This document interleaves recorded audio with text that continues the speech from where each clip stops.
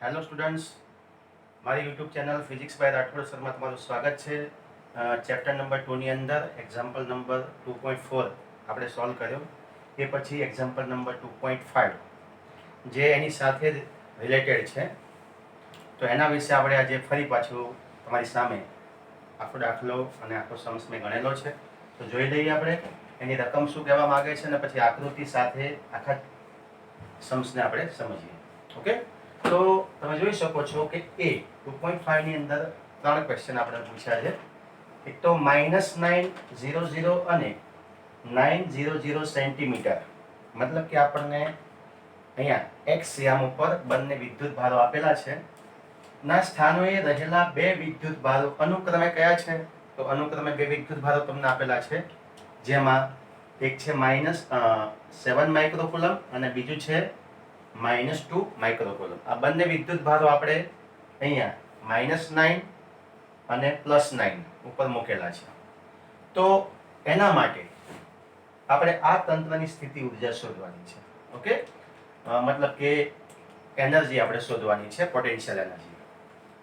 પ્રશ્ન બી શું કહેવા માંગે છે? આ બે વિદ્યુત ભારો જે અત્યારે હાલ કોઈ એક ચોક્કસ અંતરે આવેલા છે, એને જો અનંત અંતરે મોકલવા હોય તો અનંત અંતર સુધી જુદા પાડવા માટે કેટલું કાર્ય કરવું પડશે અથવા કેટલું કાર્ય જરૂરી બનશે? અને પ્રશ્ન નંબર સી તમે જોઈ શકો છો, આ તંત્રને બાહ્ય ક્ષેત્ર E = A કૌંસમાં 1/r² માં મૂકવામાં આવે છે, જ્યાં A બરાબર શું છે? તો કે 9 × 10⁵ newton coulomb inverse metre square આપેલું છે, એમાં મૂકવામાં આવે છે.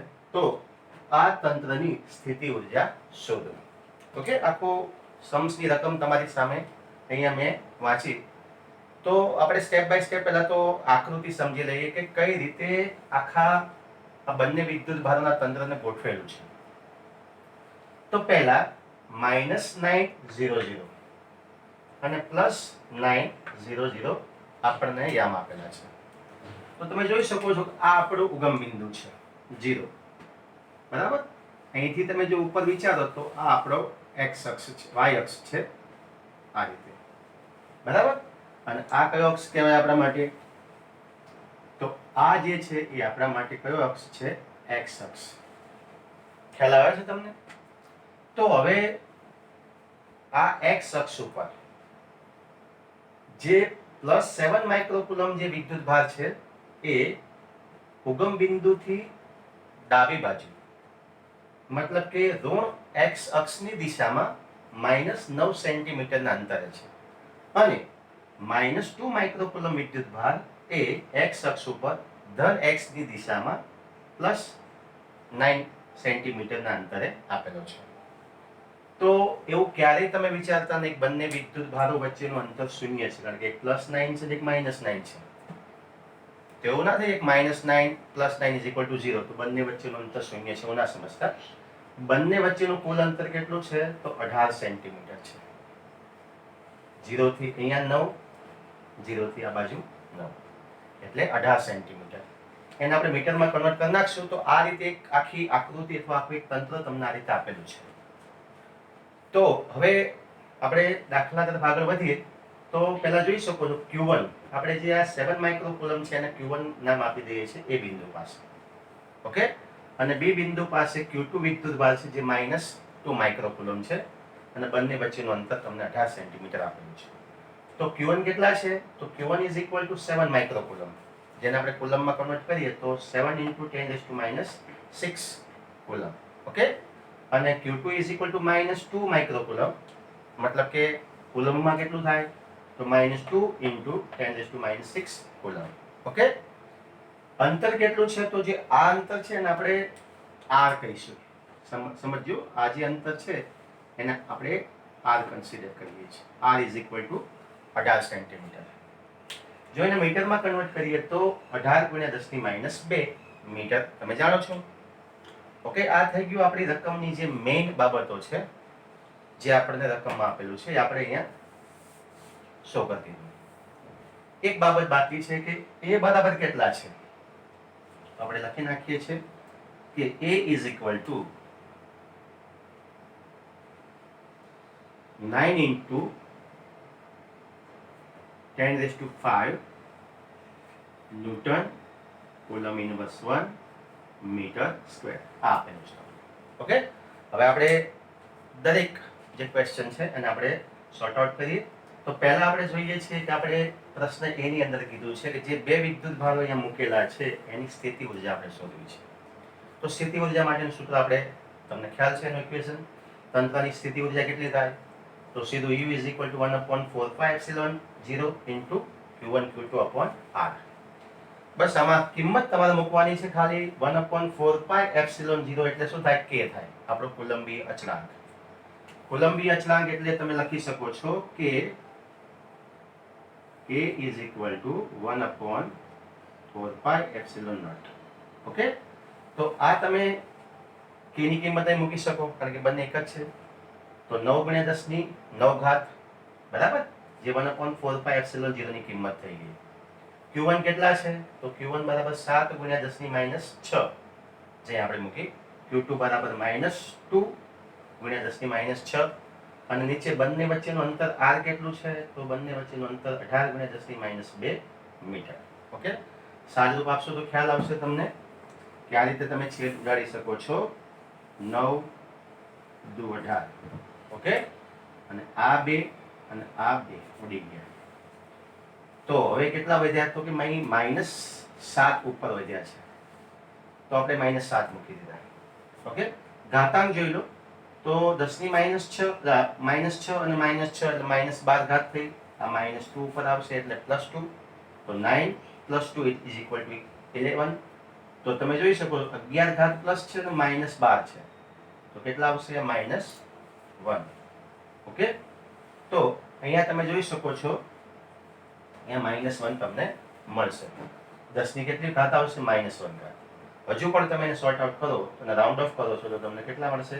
-0.7 જૂલ. તો આ તમને મળી ગઈ સ્થિતિ ઉર્જા, જે આપણો પ્રશ્ન નંબર એ છે કે ભાઈ સ્થિતિ ઉર્જા કેટલી હશે આખા તંત્રની. તો બહુ સહેલો પ્રશ્ન છે આ, અને બહુ સહેલી રીતે સમજાયું છે કે તંત્રની સ્થિતિ ઉર્જા શોધવી હોય તો બે વિદ્યુત ભારો આવશ્યક છે. બંને વિદ્યુત ભારોની સ્થિતિ ઉર્જા આપણે શોધવી હોય તો સીધું જ તમે આ સૂત્રને એપ્લાય કરી શકો છો અને બહુ સરળતાથી મેળવી શકો. ઓકે, તો આ થઈ ગઈ તમારી સ્થિતિ ઉર્જા. પ્રશ્ન નંબર બી જોઈએ આપણે. તો પ્રશ્ન નંબર બી શું કહે છે? તો કે આ બે વિદ્યુત ભારોને એકબીજાથી અનંત અંતરે જુદા પાડવા છે. તો અત્યારે કોઈ ડેફિનેટ અંતર છે 18 સેન્ટીમીટર, અને જો 18 સેન્ટીમીટર હોય તો કેટલી સ્થિતિ ઉર્જા છે? તો કે -0.7 જૂલ. હવે આ બંને વિદ્યુત ભારોને એકબીજાથી અનંત અંતર સુધી છૂટા પાડવા છે. હવે જો આ સૂત્રને આપણે સમજીએ તો તમને ખ્યાલ હશે કે આ સૂત્ર મુજબ U ચલે છે 1/r. મતલબ કે જો અંતર વધે છે તો સ્થિતિ ઉર્જા ઘટે. વ્યસ્ત પ્રમાણ છે ને અંતર સાથેનો. તો આ બંને વિદ્યુત ભારો જો અનંત અંતર સુધી છૂટા પાડીએ તો જો અનંત અંતર સુધી છૂટા પાડવામાં આવે તો અનંત અંતર સ્થિતિ ઉર્જા શું થઈ જાય છે? 0. તો બસ 18 સેન્ટીમીટર અંતરે આપણી સ્થિતિ ઉર્જા કેટલી છે? તો કે -0.7 જૂલ. અને અનંત અંતરે કેટલી છે? તો અનંત અંતરે 0. તો પ્રશ્ન નંબર જે બી છે આપણો, એમાં W is equal to આપણે કાર્ય શોધવાનું છે. કાર્ય એટલે સ્થિતિ ઉર્જાનો તફાવત. મતલબ કે અનંત અંતરે બરાબર, અને જે આપણું પ્રારંભિક સ્થાન છે ત્યાં, મતલબ કે U ફાઇનલ અને U ઇનિશિયલ, મતલબ કે અંતિમ સ્થિતિ ઉર્જા માઇનસ પ્રારંભિક સ્થિતિ ઉર્જા. અંતિમ કેટલી હશે? તો આપણે જાણીએ છીએ કે અનંત અંતર સુધી છૂટા પાડીએ તો બંનેની સ્થિતિ ઉર્જા થઈ જાય 0 માઇનસ બરાબર 0. પછી માઇનસ આપેલા છે અને U1 કેટલા છે? તો U1 પ્રારંભિક તો તમને ખ્યાલ છે, U is equal to આપણે U1 કન્સિડર કરીએ તો -0.7. તમે જોઈશ માઇનસ માઇનસ પ્લસ એટલે તમને ખ્યાલ આવી જશે. W is equal to શું થઈ જાય? તો કે +0.7 જૂલ ઉર્જા આપણે આપવી પડે. અથવા આ બંને જે પ્રશ્ન જે આપણને પૂછ્યો છે એકબીજાથી અનંત અંતર સુધી છૂટા પાડવા માટે કેટલી સ્થિતિ ઉર્જા જોઈએ અથવા કેટલી ઉર્જા અથવા કેટલું કાર્ય કરવું પડે? તો +0.7 જૂલ જેટલું કાર્ય કરવું પડે. અને બીજી રીતે પણ સમજીએ તો આ રીતે ખ્યાલ આવશે કે અનંત અંતરે સ્થિતિ ઉર્જા કેટલી હોય છે આપણી? તો અનંત અંતર માટે બરાબર, અનંત અંતરે યુ ઇઝ ઇક્વલ ટુ કેટલા હોય 0, બરાબર. તો આ 0 લાવવું પડે. હવે આપણી પાસે છે કે અહીંયા માઇનસ 0.7 જૂલ તો છે જ. હવે આને 0 કરવું શું કરવું પડે? તો તમને ખ્યાલ આવશે કે W is equal to minus 0.7 તો છે જ. હવે આને શૂન્ય કરવું શું કરવું પડે? તો આને શૂન્ય કરવા માટે પ્લસ 0.7 કરવું પડે. ખ્યાલ આવ્યો? હવે પ્લસ 0.7 કરો તો કેટલા આવશે? 0, જે આપણી અંતિમ સ્થિતિ ઉર્જા છે યુ ફાઇનલ, અને આ શું છે આપણી આ યુ ફાઇનલ અહીંયા છે જે આપણને મળી જશે 0. તો એટલે આપણે કરવું પડતું કાર્ય કેટલું આવશે? પ્લસ છે, જે તમને મળી ગયું પ્લસ 0.7.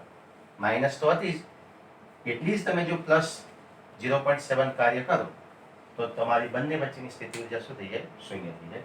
તો આ આપણો પ્રશ્ન નંબર અને દાખલા નંબર હતો ક્વેશ્ચન નંબર બી. હવે આપણે આગળ વધીએ છીએ દાખલા નંબર સી તરફ, જે બહુ જ અગત્યનો અને સમજવા જેવો પ્રશ્ન છે. તો હવે સી ની વાત કરીએ આપણે કે તંત્રની બાહ્ય ક્ષેત્રમાં સ્થિતિ ઉર્જા. હવે જો તંત્રની બાહ્ય ક્ષેત્રમાં સ્થિતિ ઉર્જા શોધવી હોય તો એના માટે લાસ્ટ લગભગ લેક્ચર નંબર 15 જે મારો છે એ તમે જોઈ લેજો. એની અંદર આપણે લગભગ બાહ્ય ક્ષેત્રમાં એકલ વિદ્યુત ભાર અને બે વિદ્યુત ભારોના તંત્રની સ્થિતિ ઉર્જાની વાત આપણે કરેલી છે. તો એમાં જે આપણે સૂત્ર એપ્લાય કર્યું હતું એ સૂત્ર અહીંયા તમારી સામે છે. કઈ રીતે? પહેલા તો સમજી તંત્ર છે એ તંત્રની વાત કરીએ આપણે કે અહીંયા પહેલા શરૂઆતમાં કોઈ વિદ્યુત ભાર છે જ નહીં, કોઈ ક્ષેત્ર નથી હાજર. અને જો કોઈ ક્ષેત્ર હાજર ના હોય તો આ Q1 વિદ્યુત ભારને એ બિંદુ પાસે લાવવા માટે કરવું પડતું કાર્ય શૂન્ય હતું. આ આપણે અગાઉના લેક્ચરમાં ભણી ગયા છે. પણ જ્યારે બાહ્ય ક્ષેત્ર હાજર હોય, ફરી હું બોલું છું કારણ કે એ વારંવાર એટલા માટે યાદ દેવડાવું છું તમને કે આ વસ્તુ તમારા મગજમાં ડ્રગ થઈ જાય, એનું રિવિઝન થઈ જાય. બાહ્ય ક્ષેત્ર હાજર છે, જે કોના વડે ક્ષેત્ર ઉત્પન્ન થયું એ ક્ષેત્રનો કોઈ વિદ્યુતભાર આપણે અહીંયા કંઈ બતાવતા નથી. પણ એટલું હું તમને ચોક્કસ કહીશ કે આ જે અંતર છે અહીંથી ઉગમ બિંદુથી આ અંતર, જેને આપણે R1 કહીશું, અને એ કેટલું છે? 9. ઓકે, અંતર છે એટલે આપણે એને પ્લસ માઇનસ નહીં લઈએ, અને આ જે અંતર છે એને આપણે R2 લઈશું, અને એ કેટલું છે? પ્લસ 9. ઓકે, સેન્ટીમીટરમાં મૂલ્ય છે અને પછી આપણે મીટરમાં કન્વર્ટ કરી દઈશું. તો હવે ઉગમ બિંદુથી R1 જેટલા અંતરે બાહ્ય ક્ષેત્રમાં અનંત અંતરેથી Q1 વિદ્યુતભાર આપણે લાવીએ છીએ. હવે Q1 વિદ્યુતભાર લાવો તમે તો એના માટે કરવું પડતું કાર્ય એક જ હોય છે. માત્ર કોના વિરુદ્ધમાં કાર્ય કરવું પડે? જે બાહ્ય ક્ષેત્ર હાજર છે એની જ વિરુદ્ધમાં કાર્ય કરવું પડે. સમજો છો વાતને જે કહું છું એ? કે આપણે એ બિંદુ પાસે Q1 વિદ્યુતભાર લાવો છો, તો જ્યારે Q1 વિદ્યુતભાર લાવીએ ત્યારે માત્ર એક બાહ્ય ક્ષેત્ર જ હાજર છે ત્યાં, અને ત્યાં આપણે Q1 વિદ્યુતભાર લાવીએ તો કરવું પડતું કાર્ય કેટલું આવે? તો આપણે ભણી ગયા છે જે લેક્ચર નંબર 15 માં જોઈ લીધું કે કરવું પડતું કાર્ય W1 ઇઝ ઇક્વલ ટુ, ફરી યાદ દેવડાવી દો, આ શોધવા માટેનું સૂત્ર શું છે? તો કયો વિદ્યુતભાર લાવીએ છીએ આપણે એ, તો અહીંયા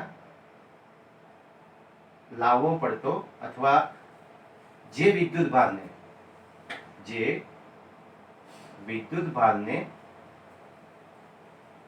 લાવવાનો છે તે વિદ્યુતભાર, બરાબર, ઇન્ટુ, અને આગળના લેક્ચરમાં પણ 16 લેક્ચરમાં પણ મેં આ સૂત્ર લખેલું છે. ફરી યાદ દેવડાવી દઉં છું તમને કે W1 અથવા કોઈ પણ કાર્ય જ્યારે આપણે શોધવાનું હોય બાહ્ય ક્ષેત્રમાં કોઈ વિદ્યુતભાર આપણે લાવીએ છીએ ત્યારે કરવું પડતું કાર્ય કયું હોય? તો કરવું પડતું કાર્ય જે વિદ્યુતભારને લાવવાનો છે એ વિદ્યુતભાર ઇન્ટુ તે બિંદુ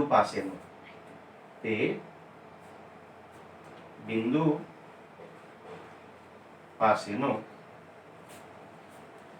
સ્થિતિમાન, બરાબર. ચલો કયો વિદ્યુતભાર લઈએ આપણે એ બિંદુ પાસે? ચલો આપણે એને WA કહીએ એટલે તમને ખ્યાલ આવી જશે. અને WA પાસે અગાઉથી સમજી લો કે અહીંયા કોઈ V1 અથવા V1 ક્ષેત્ર હાજર છે. ચલો ખ્યાલ આવી ગયો? તો કયો વિદ્યુતભાર લાવીએ છીએ આપણે એ બિંદુ પાસે? Q1 વિદ્યુતભાર. અને એ બિંદુ પાસે સ્થિતિમાન કેટલું હાજર હતું? તો VA, અંતર કેટલું? R, જે આપણે કન્સિડર કર્યું છે. જોઈ શકો છો તમે કે એ બિંદુ પાસે Q1 વિદ્યુત ભારને લાવવા માટે કરવું પડતું કાર્ય તો માત્ર એક જ કાર્ય કરવું પડે છે, માત્ર બાહ્ય ક્ષેત્રની વિરુદ્ધમાં જ કાર્ય કરવું પડે. એટલે પ્રથમ વિદ્યુત ભાર માટે એક જ કાર્ય હોય છે અને એ કેટલું હશે? Q1 VR એ મૂક્યું છે. પછી હવે આપણે બી બિંદુ પાસે Q2 વિદ્યુત ભાર લાવવો છે. ફરી બોલી દઉં છું, બી બિંદુ પાસે કયો વિદ્યુત ભાર લાવવો છે આપણે? Q2 વિદ્યુત ભાર. તો Q2 વિદ્યુત ભાર જ્યારે તમે અનંત અંતરેથી લાવો છો ત્યારે એને બે બાહ્ય ક્ષેત્રની વિરુદ્ધમાં કામ કરવું પડશે. એક તો અગાઉથી જે બાહ્ય ક્ષેત્ર હાજર છે એની વિરુદ્ધમાં, ઓકે, એ પ્લસ બીજું કોના વિરુદ્ધમાં? તો આ જે Q1 વિદ્યુત ભાર જે આપણે એ બિંદુ પાસે મૂક્યો છે એની વિરુદ્ધમાં પણ કાર્ય કરવું પડશે. મતલબ કે બી બિંદુ પાસે Q2 વિદ્યુત ભારને પ્રસ્થાપિત કરવા માટે આપણી પાસે બે કાર્ય મળશે. એક તો બાહ્ય ક્ષેત્રની વિરુદ્ધમાં અને બીજું Q1 માટે.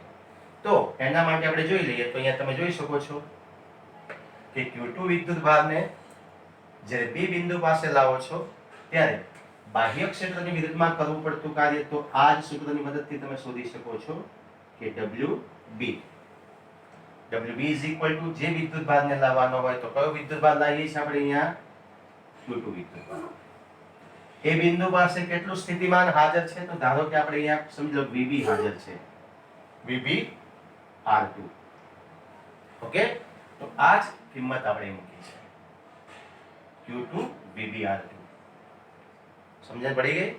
હવે આ વિદ્યુત Q2 વિદ્યુત ભારને જ્યારે Q1 ના ક્ષેત્રમાં લાવીએ તો કરવું પડતું કાર્ય, તો એની સ્થિતિ ઉર્જા તમને ખબર છે, કરવું પડતું કાર્ય એ બિંદુ પાસેની સ્થિતિ ઉર્જા જેટલું હોય તો 1/4πε0 × Q1 Q2 R.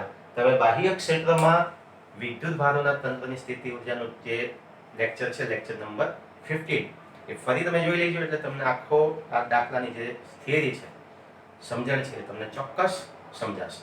અને આ સૂત્ર ક્યાંથી આવ્યું છે એ પણ તમને ચોક સમજી જશે. ક્લિયર? ચલો આપણે આગળ વધીએ દાખલામાં. હવે અહીંયા થોડા નવા પદ તમારી સામે છે જેથી આખો દાખલો તમને બહુ વ્યવસ્થિત સમજાય. તો એની જે ચોક્કસ બાબત છે, મતલબ કે ક્યાંથી આવે છે આ પદ, એને સમજવા માટે મેં થોડું અહીંયા કામ કર્યું છે, જેને તમે એક અગત્યની નોટ તરીકે પણ નોંધ કરી શકો છો. VR ઇઝ ઇક્વલ ટુ, ચલો, વિદ્યુત સ્થિતિમાન અને વિદ્યુત ક્ષેત્ર વચ્ચેનો સંબંધ.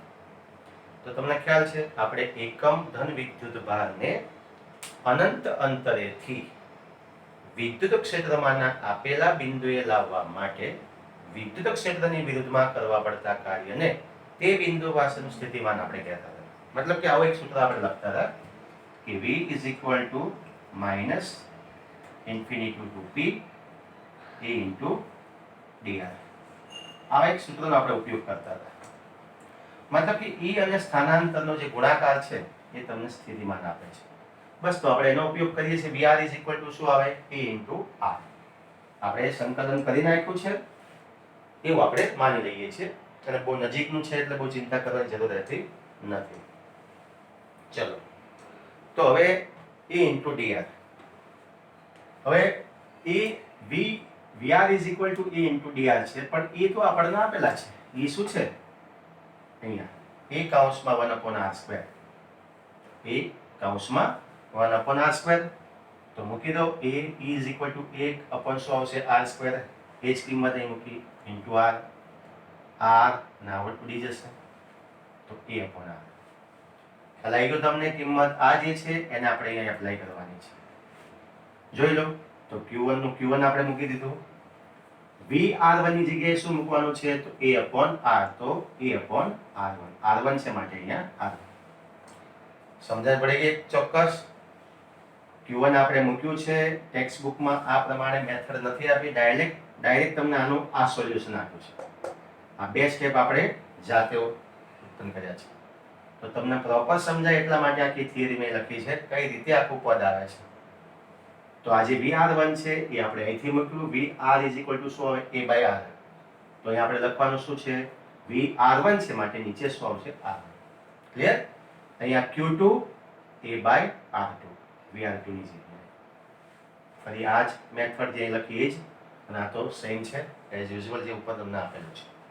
ચલો કિંમત મૂકતા જઈએ તો Q1 કેટલા છે તો કે 7 × 10⁻6 જે આપેલું છે રકમમાં એની કિંમત આપણને આપેલી છે અને અહીંયા પણ આપણે લાસ્ટ ટાઈમ ઓર્ડર લખી 9 × 10⁵ અને નીચે R1 કેટલા છે તો મેં તમને કીધેલું છે અહીંયા R1 કેટલા છે તો અહીંથી આ અંતર કેટલું R1 = 9 સેન્ટીમીટર પણ આપણે મીટરમાં કન્વર્ટ કરીએ તો 9 × 10⁻2 ઓકે પ્લસ Q2 કેટલા છે તો -2 × 10⁻6 એની કિંમત તો તમને ખબર છે 9 × 10⁵ -2 છે અને આ કિંમત તો આપણે પ્રશ્ન નંબર A માં શોધેલી છે એ મૂકી દો કેટલી છે -0.7 તો -0.7 સાદું આપી દો તો ખ્યાલ આવશે આ 9 ઉડી ગયા અહીંયા બંને ઉડી ગયા ઓકે ચલો અહીં શું વધે છે તો આ 2 ઉપર આવશે -2 તો -7 થયા +7 અને -6 તો ઉપર તમને 10 મળશે 10 અને 7 નો ગુણાકાર એટલે 70 એ રીતે અહીંયા પણ 10 અને 2 નો ગુણાકાર એટલે -20 અને -0.7 તો છે જ સાદું આપશો તમને મળશે 49.3 જૂલ. તો આ થઈ ગયો આપણે દાખલા નંબર જે પ્રશ્ન નંબર C છે એનો વિદ્યુત સ્થિતિ ઉર્જા બાહ્ય ક્ષેત્રની અંદર. તો આ જે ચોક્કસ બાબત છે આ બે જે મુદ્દાઓ છે એ ખાસ તમારા માટે એક્સ્ટ્રા ટેક્સ્ટ બુક થી બહાર આપણે લખેલા છે જેથી તમને વિશેષ ખ્યાલ આવી જાય અને ક્યાંથી કયા પદ આવ્યા છે એનો વિશેષ સમજણ મળે એના માટે મેં અહીંયા તમને ચોક્કસ એક નોટ્સ આપી છે એને પણ તમે ધ્યાનમાં લેજો. આ પરીક્ષામાં લખવું જરૂરી નથી પણ આ પદ ક્યાંથી આવે છે એને સમજવા માટે જરૂરી છે. ક્લિયર? તો હવે આ દાખલો આપણો તમને સમજાયો હશે અને લગભગ ક્યાંય કોઈ કચાશ તમને રહેવા નહીં સંભવ હોય કારણ કે મેં પહેલેથી જ અગાઉથી બધું સારી રીતે લખી શકાય અને સારા અક્ષરથી લખાય એટલે મેં અગાઉથી લખી નાખ્યું છે કારણ કે લખતા જઈએ અને સમજાવતો જોઉં તો થોડું અક્ષર પણ ડલ આવવાની શક્યતાઓ છે કારણ કે એટલા હેન્ડરાઇટિંગ મારા સારા છે નહીં પાછા. ઓકે તો મળીએ નેક્સ્ટ લેક્ચરમાં પાછી થિયરી અને સમ્સ સાથે મળીએ આગળના લેક્ચરમાં. જો મારી ચેનલ હજુ પણ તમે સબસ્ક્રાઇબ ના કરી હોય તો કરી નાખજો, બેલ આઇકનને પણ ઓન કરો. મળીએ, આવજો, ગુડ બાય.